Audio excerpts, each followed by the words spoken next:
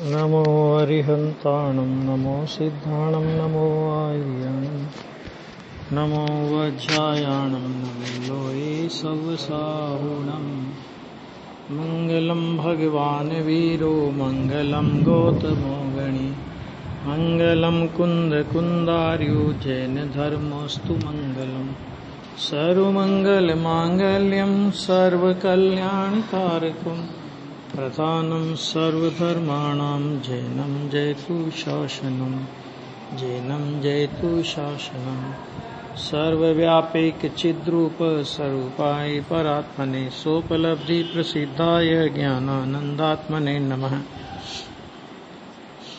147 गाथा पूरी हुई थी। 148 नंबर की गाथा।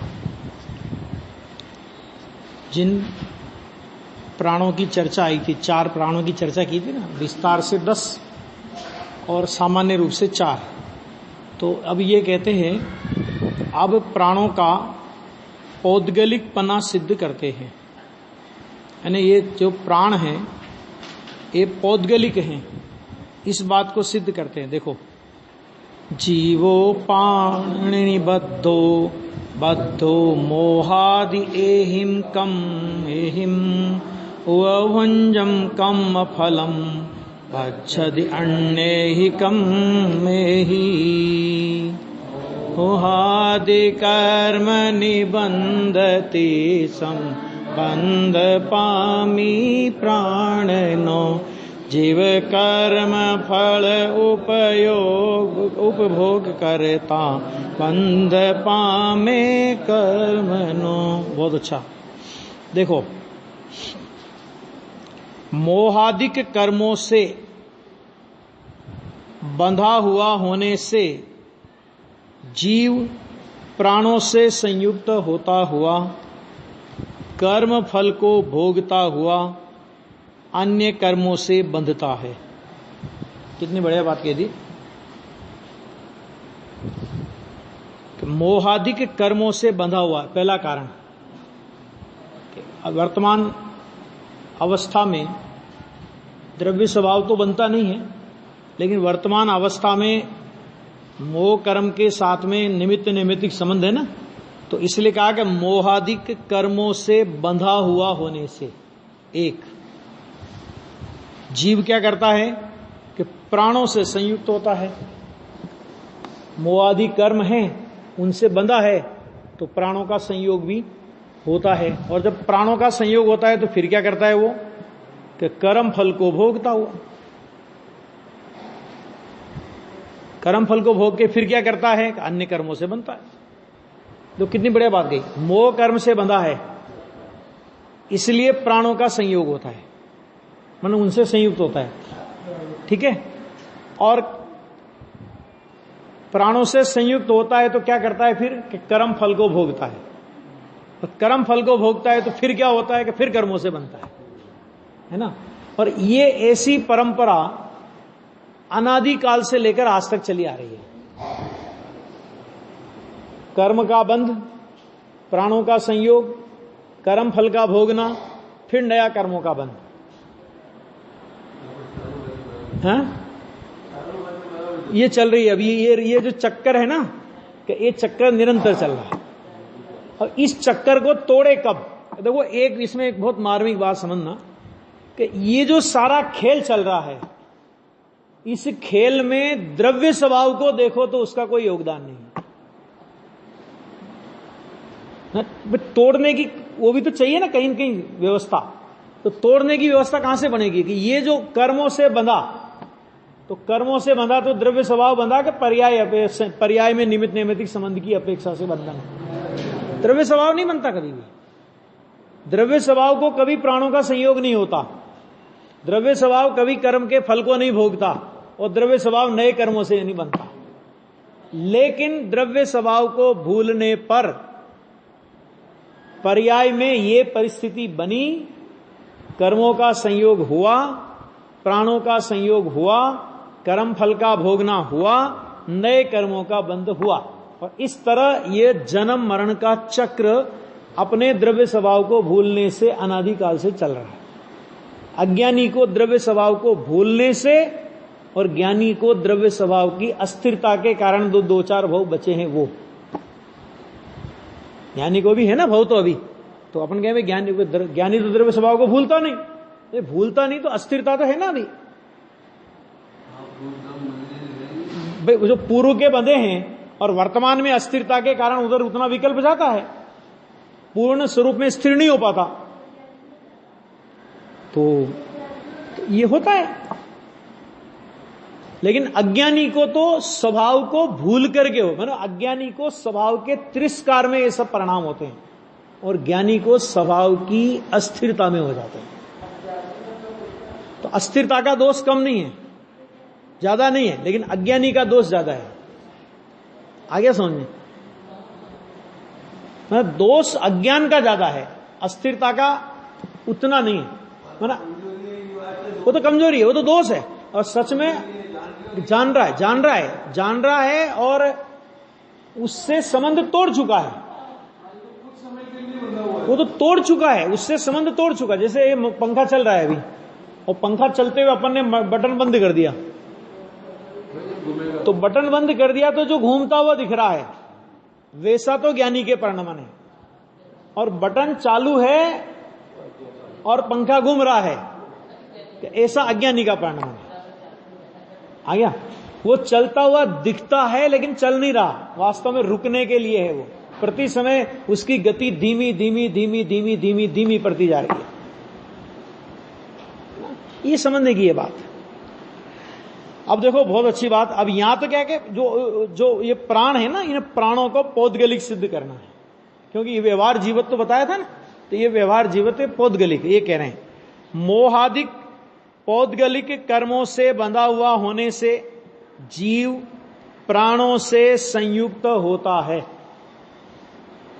ये एक परिस्थिति बनती है कि मोहादि पौद्गलिक कर्मों से बंधा हुआ है। बांधता है वो तो नए, लेकिन बंधा हुआ है, मैंने पहले से मोहादि कर्म बंधे हुए हैं, तो उनसे बंधा हुआ होने इसके कारण क्या होता है कि जीव प्राणों से संयुक्त होता है। मतलब क्या कि द्रव्य कर्म नो कर्म का संयोग में निमित्त है। इसका मतलब ये हो गया ना, क्या कहा? द्रव्य कर्म नो कर्म के संयोग में निमित्त है, और प्राणों की संयुक्तता, प्राण माने नो कर्म हो गए ना, और प्राणों की संयुक्तता होने के कारण पौद्गलिक कर्म फल को उद्गल कर्म के उदय के निमित्त से प्राप्त पौद्गलिक कर्म फल को, फिर क्या लिखा?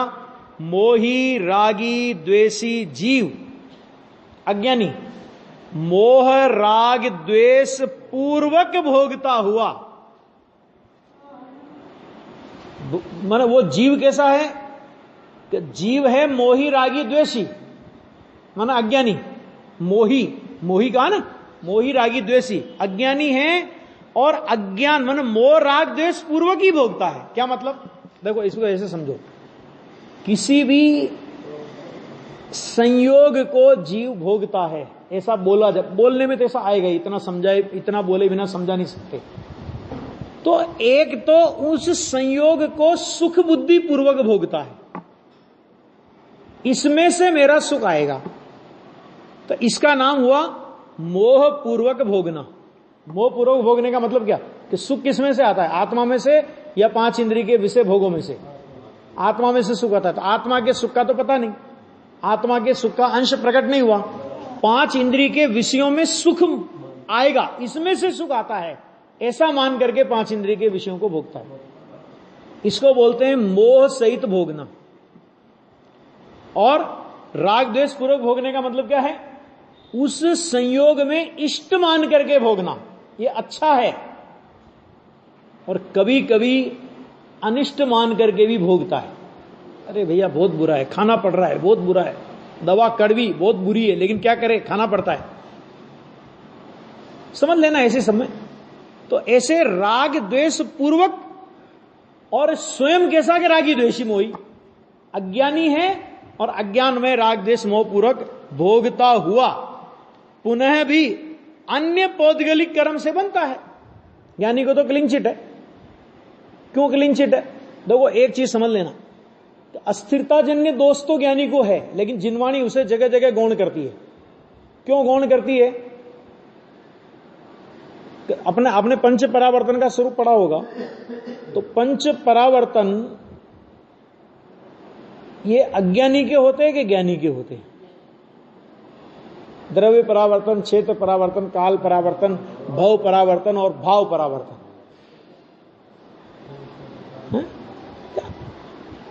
परावर्तन का मतलब होता है भटकना। तो जो अपने स्वरूप को भूला है वो भटकता है। अपने स्वरूप का पता होने पर भी जो 2, 4, 5, 10 भाव बाकी बचे हों, वो परावर्तन की गिनती में नहीं आते, वो पर्यटन की गिनती में आते हैं। एक होता है भटकना और एक होता है परिभ्रमण, घूमना, पर्यटन करना। तो पर्यटन करने में भी घूमना होता है और भटकने में भी घूमना होता है, लेकिन घूमने में अंतर है। एक आदमी ऐसा कि अपने घर से घूमने के लिए निकला, वो सड़क पे चल रहा है, और एक आदमी ऐसा कि जिसे अपने घर का पता नहीं है और सड़क पे चल रहा है। दोनों में अंतर है कि नहीं? क्या अंतर है? कि जिसको अपने घर का पता है वो थोड़ी देर सड़क पर घूमने के लिए आ भी गया तो थोड़ी देर बाद घर में जाकर के आराम कर लेगा। लेकिन जिसको अपने घर का पता नहीं है तो वो सड़क पर घूमते हुए भी आकुल व्याकुल है। कहां रास्ता भूल गया, इधर से आया था, इधर से। ये है अज्ञानी अपने घर को भूला हुआ सड़क पर घूमने वाले व्यक्ति की तरह है, और ज्ञानी अपने घर का पता होने पर भी घूमने के लिए निकलने वाले व्यक्ति की तरह है। तो घूमने के लिए निकलने वाले व्यक्ति को भटकना नहीं कहते। आ गया ना समझ में? तो यहां पर इसलिए मुख्य, जहां जहां भी मुख्य रूप से जो बात आएगी ना इस तरह की, वहां अज्ञानी को उसका मुख्य पात्र माना जाएगा। चारित्रिक दोष है ज्ञानी को, लेकिन उस चारित्रिक दोष को गौण कर दिया जाता है। क्यों गौण कर दिया जाता है? अरे जिसने इतना बड़ा महान दोष नाश कर दिया, मिथ्यात्व से बड़ा महान दोष कोई नहीं, जिसके गर्भ में निगोद पड़ा है, इतना बड़ा दोष जिसने नाश कर दिया, तो उसके हल्के फुल्के चारित्र के दोष को गौण किया जाता है। आगे ना, इसलिए यहां पर लिया, वरना तो चारित्र जिनवाणी जब बोलेगी ना, गुरुदेव के प्रवचन में भी स्पष्टीकरण आएगा कि ऐसा नहीं कि ज्ञानी का नहीं है, दोष तो है, लेकिन उस दोष को श्रद्धा के दोष के सामने वो दोष कुछ भी नहीं है। जैसे एक बालक हो, पढ़ने में होशियार हो, थोड़ी उदंडता करता हो, है ना, और एक बालक हो जो 3 साल से एक ही क्लास में फेल हो रहा हो और थोड़ी उदंडता करता हो। उदंडता दोनों ने की, लेकिन पिटाई किसकी होगी? कि किसकी पिटाई होगी? कि 3 साल से फेल हो रहा है, उसके बाद तुझे उदंडता सूझ रही है कि वो भी तो उदंडता कर रहा है, तो वो पिछले साल बोर्ड की मेरिट लिस्ट में आया है, तो उसका क्या मुकाबला करेगा? तो उसका क्या मुकाबला करेगा? क्यों? क्योंकि बोर्ड की मेरिट लिस्ट में आया है। तो बोर्ड की मेरिट लिस्ट में आया है तो उदंडता तो की, लेकिन उसके लिए टीचर इतना ही कहेगा, भैया तुझे शोभा नहीं देती है बात, तुम ऐसा करोगे तो दूसरे क्या शिक्षा लेंगे, उसको इतना कहना पर्याप्त है। और वो जो 3 साल से फेल हो रहा है और फिर उदंडता कर रहा है कि उसकी डंडे से पिटाई करना योग्य है। आ गया कि नहीं आ गया? इसी तरह अज्ञानी की तो पिटाई होती है, ज्ञानियों को तो उलाना देते हैं कि तुम्हें भी, मतलब ज्ञानी को तो कभी कभी कदाचित उलाना ज्ञानी देते हैं कि हे ज्ञानी तुम्हें भी अपने स्वरूप में ही रहना चाहिए, वो इतना कह देते हैं, बात पूरी हो गई। आ गया? इसलिए यहां पे लिखा देखो, भोगता हुआ पुनः भी अन्य पौद्गलिक कर्मों से बंधता है। इसलिए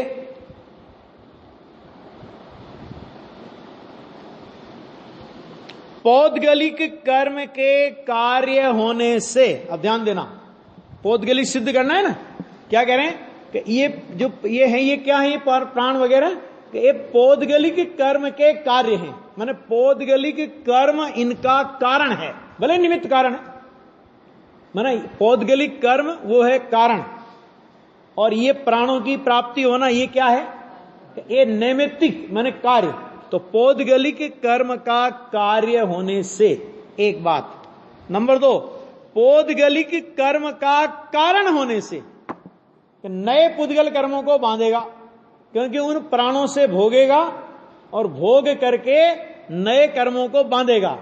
तो ये प्राण नए कर्म बंध के, नए पौद्गलिक कर्म के तो कारण है, यानी नया पौद्गलिक कर्म का बंध होना इसका कार्य आएगा। और ये जो प्राण मिले, ये कैसे मिले? कि पौद्गलिक कर्म के निमित्त से मिले। दो बातें हो गई, पौद्गलिक कर्म के निमित्त से मिले एक बात, और नए पौद्गलिक कर्म को बांधेंगे, माने नए पौद्गलिक कर्म को बांधने में निमित्त होंगे। समझ में आ गया?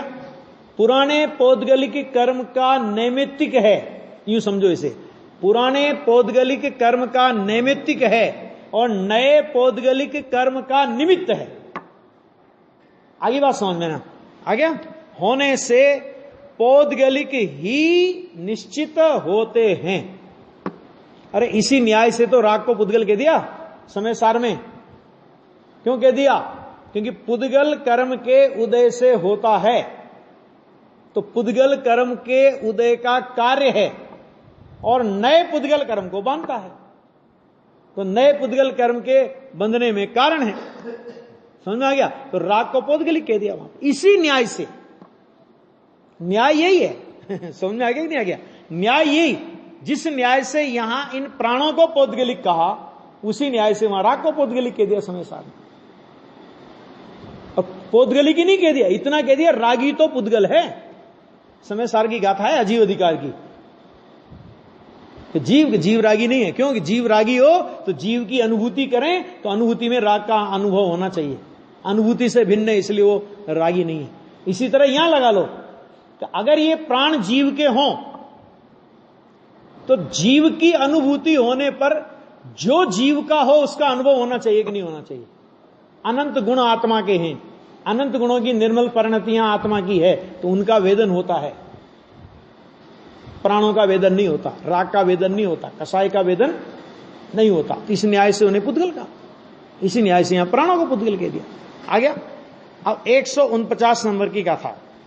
अब प्राणों के पौद्गलिक कर्म का कारणपना, अर्थात प्राण पौद्गलिक कर्म के कारण किस प्रकार हैं? कार्य तो समझ में आ गया कि पौद्गल कर्म के निमित्त से वो मिलते हैं, लेकिन ये प्राण पौद्गलिक कर्म के कारण कैसे हो गए? तो इस बात को आचार्य कहते हैं, प्रकट करते हैं। गाथा। वह जीवो मोह पदेशी गुणदि जीवाणम जदिशो हवदि बंधो नानावर्णादिकम मेहिम। जीव मोह द्वेष बड़े करे दा जीवो ना प्राण ने, तो बंद ज्ञानावरण आदिक कर्म नो तेथाय छे। देखो, यदि जीव मोह और द्वेष के द्वारा, राग नहीं लिया यहां पे, क्यों नहीं लिया? उसका कारण है क्योंकि जीव का घात और परजीवों का घात राग के कारण नहीं करता। द्वेष होगा तभी परजीव का या अपने प्रति भी द्वेष होगा। अरे मर जाए तो अच्छा है इससे, तो अपने प्रति भी द्वेष का परिणाम आया कि नहीं? आत्महत्या करते तो राग से करते कि द्वेष से करते?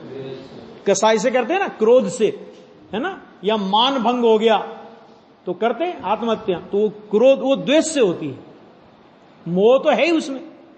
तो देखो यहां पे कहते हैं कि यदि जीव मोह और द्वेष के द्वारा जीवों के, अब जीवों के में क्या लेना कि स्वजीव के तथा पर जीव के प्राणों को बाधा पहुंचाते हैं। अपने प्राणों को बाधा, देखो दूसरे जीवों के प्राणों की बाधा पहुंचाने की बात तो जीव को फटाफट हां भरने में आती है। हाँ ये तो बराबर है, ऐसा तो नहीं होना चाहिए, दूसरों के प्राणों को पीड़ा नहीं पहुंचाना चाहिए, ये बात तो जीव स्वीकार कर लेता है। लेकिन अपने प्राणों को भी बाधा पहुंचा रहा हूं, ये बात स्वीकार नहीं होती। यो भाव कर्म यो भाव मरण सदियों से करता आया हूं।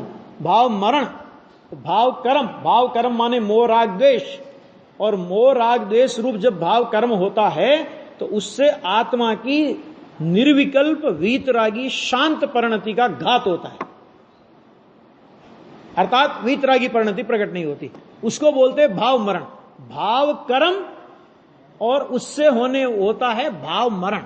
तो भाव कर्म करता आया हूं और इसलिए प्रति समय मरता आया हूं। देखो दो बातें हैं, दो तरह के मरण होते हैं, नियम सार में है ये पूरा विषय।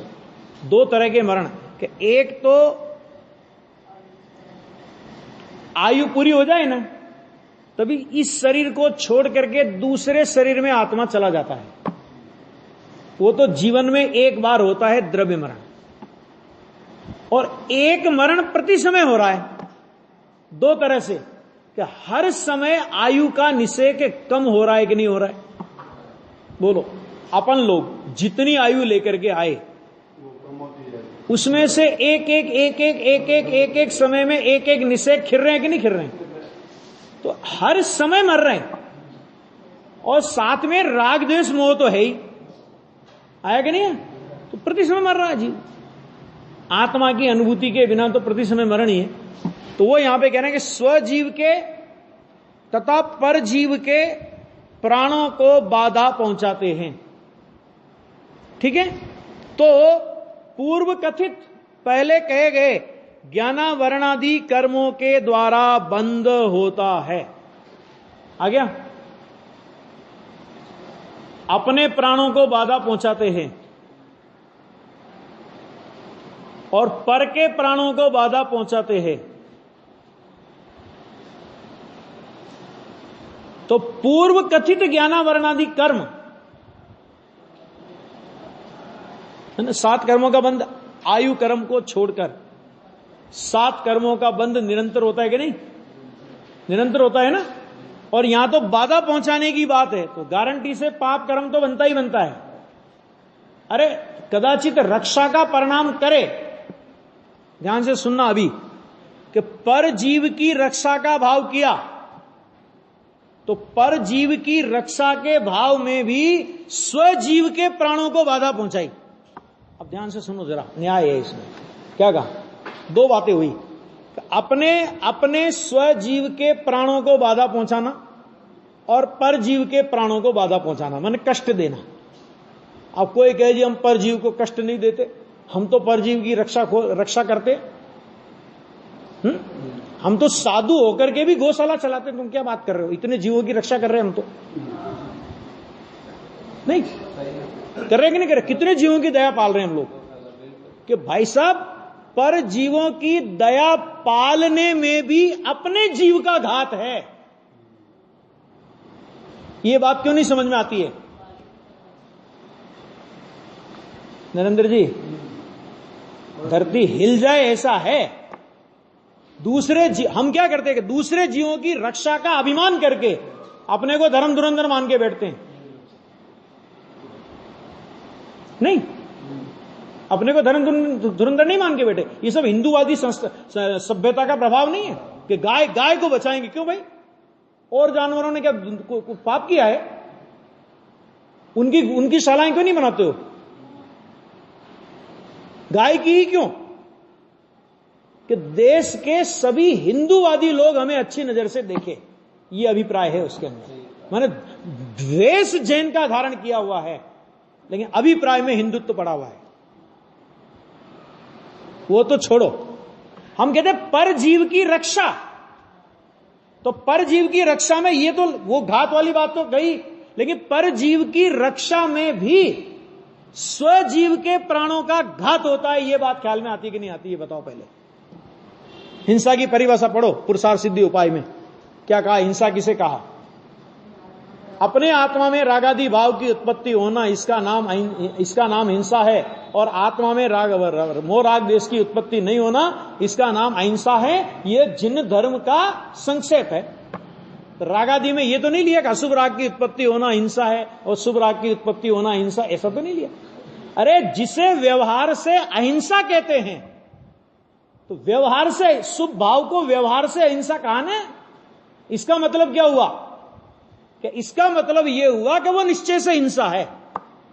किसकी? अपने स्वरूप की। राग हुआ ना, राग हुआ तो अपना आत्मा तो जल गया। दूसरा जीव बचा कि नहीं बचा, वो तो उसके आयु कर्म से बचेगा और उसके आयु कर्म से मरेगा। तुम्हारे मारने से, तुम्हारे बचाने से बचेगा नहीं, जिएगा नहीं। इसी प्रवचन सार में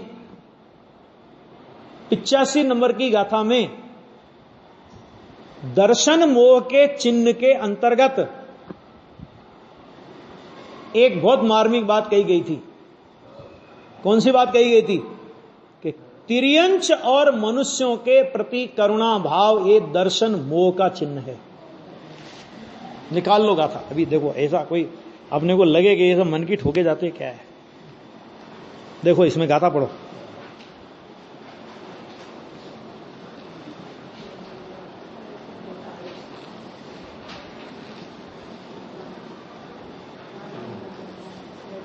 गाथा 85 देखो। अब मोह राग द्वेष को इन आगामी गाथा में कहे गए चिन्हों मैंने लक्षणों के द्वारा पहचान कर उत्पन्न होते ही नष्ट कर देना चाहिए, ऐसा प्रकट करते हैं। क्योंकि चिन्ह पहचानोगे तब न नष्ट करोगे। तो आचार्य कहते देखो, इसमें पढ़ो, गाथा पढ़ना।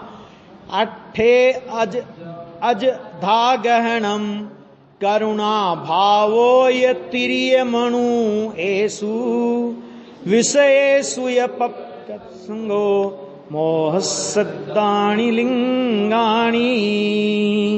क्या कहते हैं देखो। अर्थो तणे अयथा ग्रहण करुणा मनुज तिर्यंच मा विषयो तणो वळि संगलिंगो जाने ना आमोहना। देखो अनुवाद देखना इसका जरा। पदार्थों का अयथा ग्रहण, अयथार्थ ग्रहण, ठीक है, ये तो हो ही गया। जैसे पदार्थ का स्वरूप है वैसा नहीं मानना, सत्य स्वरूप न मानकर उसके विषय में अन्यथा समझ, नंबर 1। और तिर्यंच मनुष्यों के प्रति करुणा भाव, क्योंकि नारकियों के प्रति करुणा भाव का तो अपने को अवसर मिलता ही नहीं, क्योंकि नरक देखने का अवसर मिलता ही नहीं। नरक तो हम तभी देख सकते हैं जब खुद नरक में चले जाएं, और जब खुद नरक में चले जाएंगे तो वहां करुणा नहीं आएगी किसी के प्रति, ये पक्का है। क्योंकि अगर नरक में भी करुणा भाव आने लगे ना महावीर जी, तो फिर उसे नरक ही नहीं कहते। ख्याल में गया?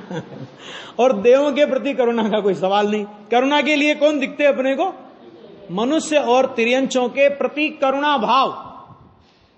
नंबर 2, तथा विषयों की संगति, अर्थात इष्ट विषयों में प्रीति और अनिष्ट विषयों में अप्रीति, यह सब मोह के चिन्ह माने लक्षण हैं। अब पढ़ो गाथा का, ये पढ़ता हूं, बहुत बहुत खतरनाक गाथा है ये। देखो क्या कह रहे हैं। पदार्थों की अयथा तथ्य रूप प्रतिपत्ति के द्वारा, पहले दर्शन मोह का चिन्ह बता रहे हैं। दर्शन मोह के 2 चिन्ह बताए दर्शन मोह के, है ना। देखो क्या कहते हैं। पदार्थों की अयथा तथ्य रूप प्रतिपत्ति के द्वारा, माने पदार्थ का जैसा स्वरूप है वैसा नहीं मानना। पंडित टोडरमल जी के हिसाब से कहें, जैसा पदार्थ का स्वरूप है वैसा यह मानता नहीं, और जैसा यह मानता है वैसा पदार्थ का स्वरूप होता नहीं। ये पहला चिन्ह, ये तो सब हां भरेंगे इसमें तो। अब आगे देखो। और तिर्यंच मनुष्य, अब ध्यान से सुनो आचार्य देव का वचन, कि तिर्यंच मनुष्य प्रेक्षा योग्य होने पर भी, प्रेक्षा योग्य का अर्थ नीचे देख लो, एक भी शब्द अपने घर का नहीं पढ़ रहा हूं।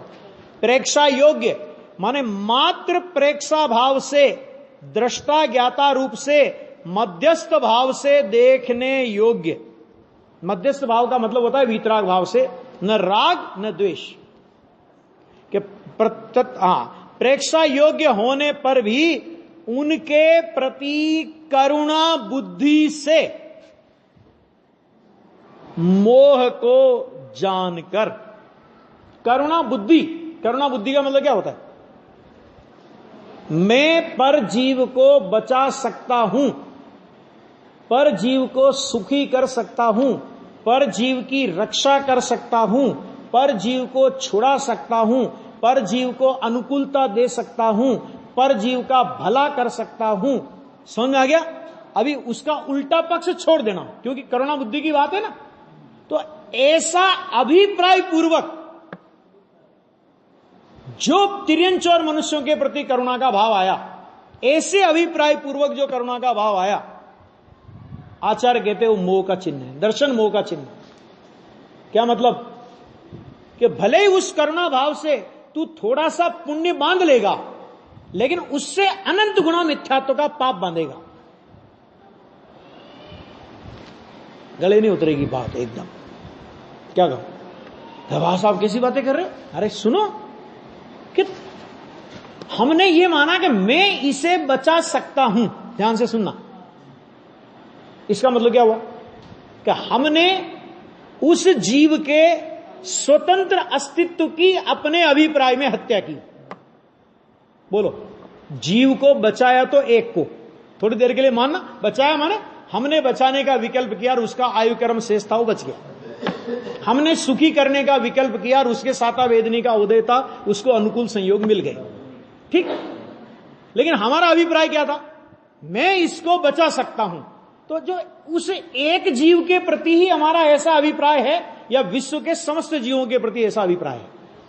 भले ही हमने करुणा एक के प्रति की, लेकिन करुणा के योग्य विश्व के सारे जीवों को माना।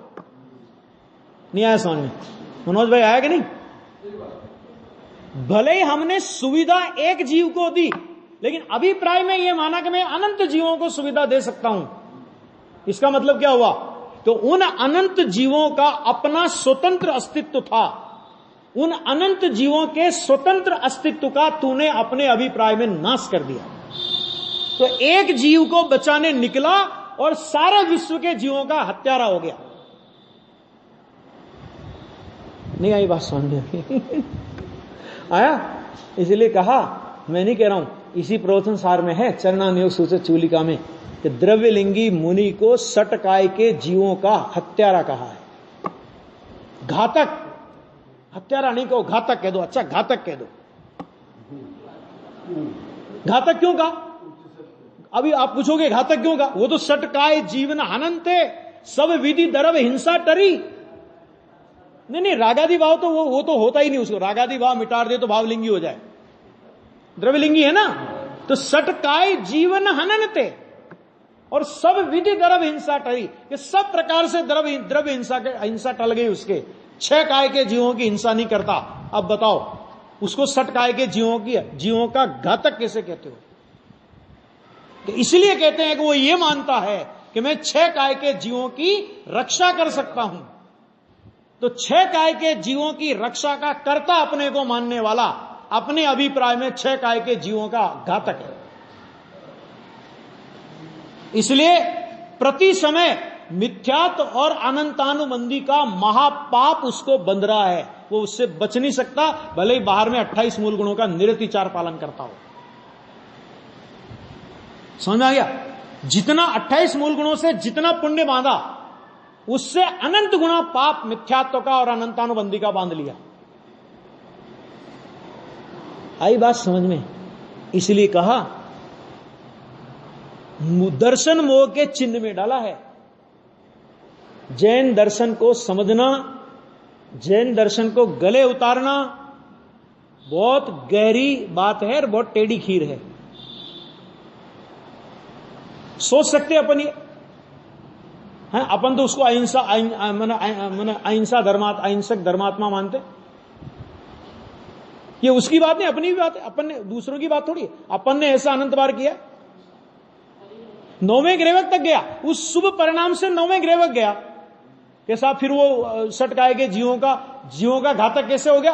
कि भले ही शुभ भाव से, वर्तमान में शुभ भाव से 9वें ग्रेवक चला गया, लेकिन निगोद का बीज लेकर के गया है। अंत गति कौन सी है उसकी, ये बता दो। उस 9वें ग्रेवक वाले की अंत गति कौन सी है? त्रस पर्याय का काल पूरा हो जाएगा तो वो कहां जाएगा? कहां जाएगा? वो 9वें ग्रह जाने योग शुभ भाव बचा लेगा? चला जाए।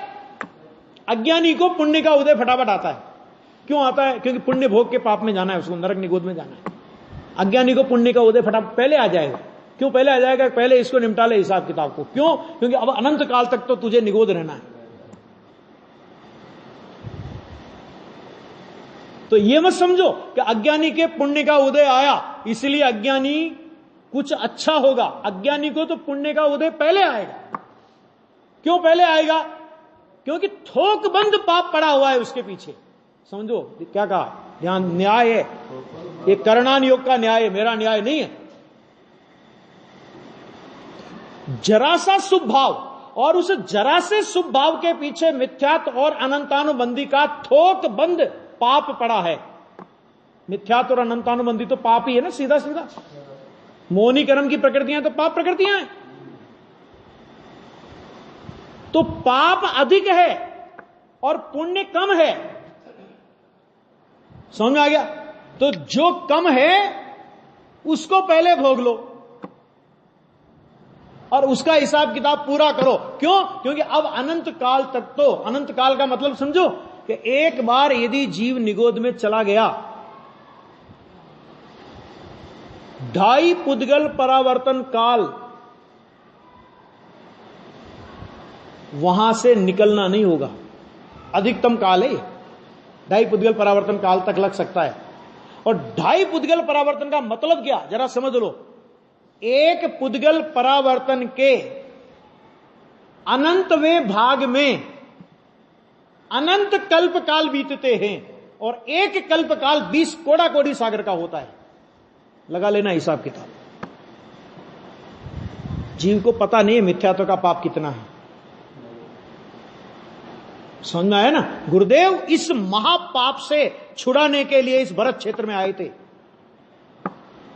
दुनिया में किसी को ध्यान नहीं है कि मिथ्यात्व का इतना बड़ा पाप है। अब ये तिर्यंच मनुष्य के प्रति करुणा भाव, इसको कौन कहेगा कि ये दर्शन मोह का चिन्ह है? क्यों? क्योंकि तेरी एकत्व बुद्धि पड़ी है ना। मैं बचा सकता हूं, तू बचा सकता है, उसका आयु कर्म का क्या हुआ? तू मार सकता है, उसके आयु कर्म का क्या हुआ? तू सुखी कर सकता है, उसके साता वेदनी कर्म का क्या हुआ? तू दुखी कर सकता है, उसके असाता वेदनी कर्म का क्या हुआ? विचार तो करो जरा। पूरा करणान योग चौपट कर दिया हमने। और दूसरी बात कि उसने पाप किया और तुम उसे पुण्य का फल दो। पाप किया उसने और उसे तुम पुण्य का फल दो, इसका मतलब तुमने उसके पाप की अनुमोदना की। नहीं है? कोई मजिस्ट्रेट कोई मर्डर करे और मर्डर करने का फल क्या होना चाहिए? फांसी। और मजिस्ट्रेट कहे बाइज्जत बरी किया जाता है, तो क्या हुआ कि उसके मर्डर की अनुमोदना नहीं की मजिस्ट्रेट ने कि तुम मर्डर करो, बाइज्जत बरी करने वाला तो मैं बैठा हूं ना। तुम पाप करो, पुण्य का फल देने वाला तो मैं बैठा हूं ना। नहीं आया समझ? आएगा नहीं आया समझ में? ये करणान योग का जो सिद्धांत है कि किसी जीव को अपने कर्म के अतिरिक्त कोई दूसरा फल नहीं दे सकता। सभी जीव बाहर में संयोग की अपेक्षा से जो फल प्राप्त करते हैं वे अपने कर्म के उदय अनुसार प्राप्त करते हैं। एक जीव दूसरे जीव को फल नहीं दे सकता। अगर ऐसा दे सकते होते तो फिर अपने ही सामने अपने माता पिता को मरने से कृष्ण और बलदेव बचा लेते। जुट गए थे रथ में घोड़ों की तरह। आकाशवाणी हो गई, 2 बचोगे, छोड़ के चल दो। और भाई साहब छोड़ के आना पड़ा उनको, कुछ बस नहीं चला। अब हम कहें बड़े निर्दयी हैं, ये निर्दयी है। अरे बचे तुम 2 के अलावा कोई बचेगा ही नहीं। बोलो, जलती हुई आग में अपने माता पिता को छोड़ के आना पड़ा कि नहीं आना पड़ा उनको? रानियां बिलख रही है, बच्चे बिलख रहे हैं, सारी प्रजा बिलख रही है। ताकत थी ना उनमें, तो बचा लेते ना। ये नहीं है भैया। इसलिए बहुत गंभीरता से इस वस्तु के स्वरूप को समझना पड़ेगा। बहुत गहरा है, ऐसा सामान्य नहीं है। शेष चर्चा बाद में।